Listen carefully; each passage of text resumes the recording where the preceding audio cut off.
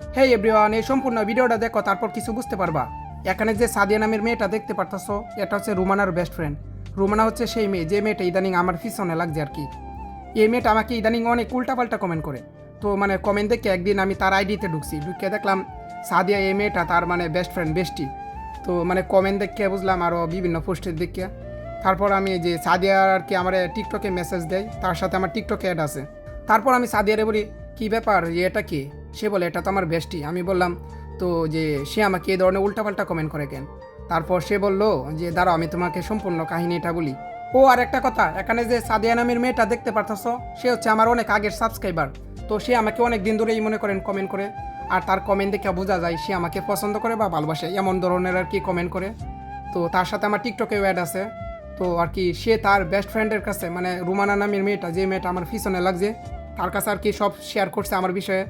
আমাকে হয়তো পছন্দ করে বা কোনো কিছু এমন ধরনের ওরে কিছু বলছে। তোমরা ভিডিওটা দেখলে বুঝতে পারবা। তো এটা তার কেন জানি সহ্য হইতেছে না। এরপর থেকে তার মনের মধ্যে হিংসা জ্বলতেছে আমার প্রতি। আমাকে সে এ ধরনের তারপর থেকে উল্টাপাল্টা কমেন্ট করে আমার আইডিতে। আমাকে কয়েকদিন কমেন্টও করছে, কী ব্যাপার আপনি আমার বেস্ট ফ্রেন্ডের সাথে যে প্রেম করেন, রিলেশন করেন। কিন্তু আসলে প্রেম টেম রিলেশন কিছুই না, জাস্ট কমেন্ট করে আর কি এটাই। আর সাদিয়া বেন তার বান্ধবীকে কী না কি বললো আল্লাহ জানে। তারপর থেকে সে আমাকে এই ধরনের আলতু ফালতু কমেন্ট করে, আমার তো মন মেজাজ একদম নষ্ট হয়ে যাইতো। তারপর আমি আর কি সাদিয়ারে মেসেজ দিই, সে আমাকে মেসেজ দিছে। তারপর বলছে কী ব্যাপার, সে এমন বলে কেন আমাকে? তারপরে সাদিয়া আমারে বলতেছে, মানে আমি আমার মনের কথাটা আর কি ওর কাছে শেয়ার করছিলাম, রুমানার কাছে।